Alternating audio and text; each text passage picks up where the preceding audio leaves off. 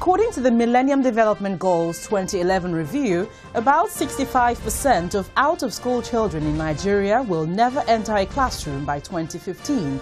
Well, this is in spite of several government initiatives to get people into schools.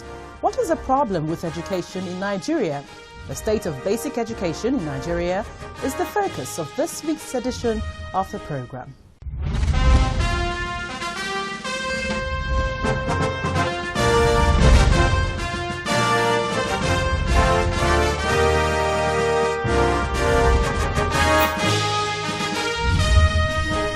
Well, many thanks for joining us here on Dateline Abuja. I'm Gloria Umezuke.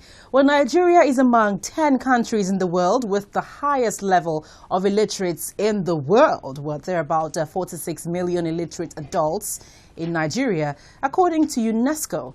Well, this speaks volumes of the state of education in the country, which is the focus of discussion this week. Well, we also have a compilation of facts from development partners which highlights the state of education in the country. Well, you'd be amazed at the details. But first, the federal government, in conjunction with former Prime Minister of Britain, Mr. Gordon Brown, has launched an initiative called the Safe School Initiative Program. Take a listen. Mr. President. What will you do if you are the president in a country where over 10 million children are said to be out of school? What will you do when even a few that are in school have been forcefully abducted by terrorists for the simple reason that they are seeking education? Perhaps it is in answer to these questions that President Goodluck Jonathan and members of his cabinet met with former British Prime Minister Gordon Brown. The initiative will begin with 3 states of Borno, Yobe and Adamawa who have been worst hit by the ugly trend. Mr. President has kicked off this initiative by instructing that I open a trust fund, which has already, we put 1.6 billion naira into it. The private sector is also putting 1.6 billion naira. His Excellency Gordon Brown is going to be raising some resources. Former British Prime Minister has the backing of the United Nations and the international community on the project, which will take care of the Chibok girls when they are finally released. It is our determination as an international community to help the families feel secure about their girls and boys going to school with the hope that they will be safe. And that's why we are looking at security for the schools and how we can help the governor and how we can help the Nigerian people. Fortifications, telecommunications, guards, safety equipment that will enable people to feel more secure about the schools. We also want to help the rebuilding of Chibok School because we want parents in that area to be sure that when their girls are released, they can come home to a school that is rebuilt and safe. Many concerned citizens will be wondering if Nigerians themselves, and indeed the governors and politicians, especially in the states concerned, will allow this initiative to succeed. We promise to give him all the necessary cooperation to ensure that the program succeeds. So by the grace of God, we want to give you our unflinching commitment that we are going to pursue this thing vigorously with all the resources, human and material, at our disposal, and please, gentlemen of the press, it will be completely devoid of politics.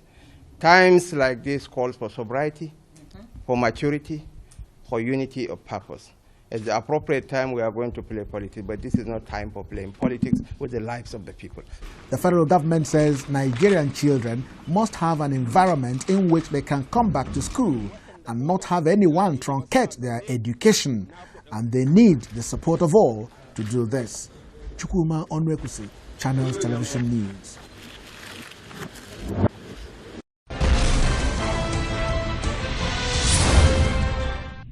Well, joining me now to share his perspective is Mr. Wale Samuel, a development researcher and World Bank consultant.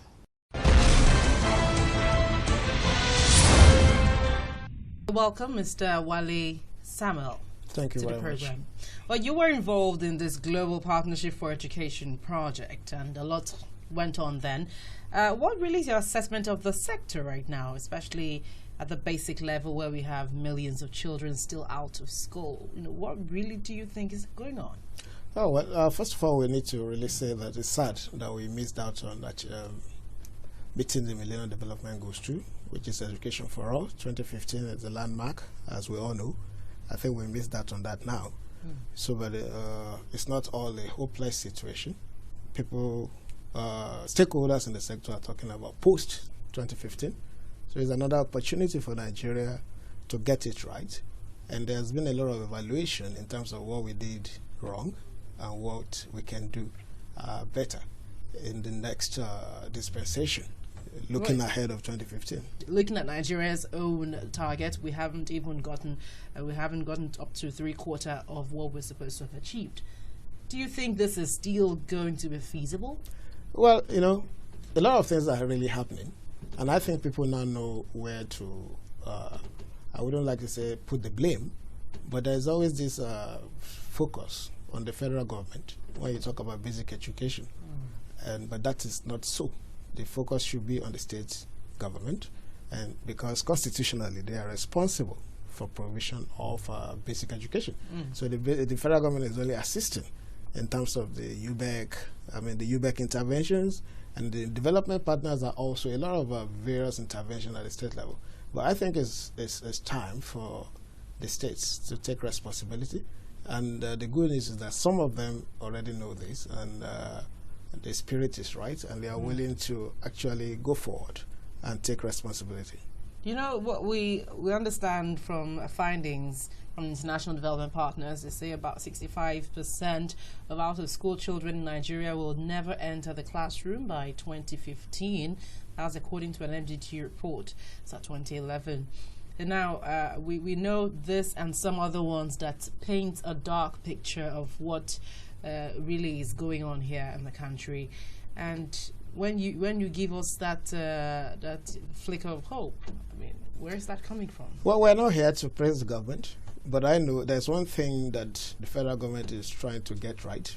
They did it initially, they dropped it for lack of funds, and I think they are going back there. Lack of funds? Yeah, for lack of funds initially. And when they stopped it, we recorded a very low drop in terms of access, which is a meal per day for people in the school. And when we talk about this issue of access, we're talking about the poor.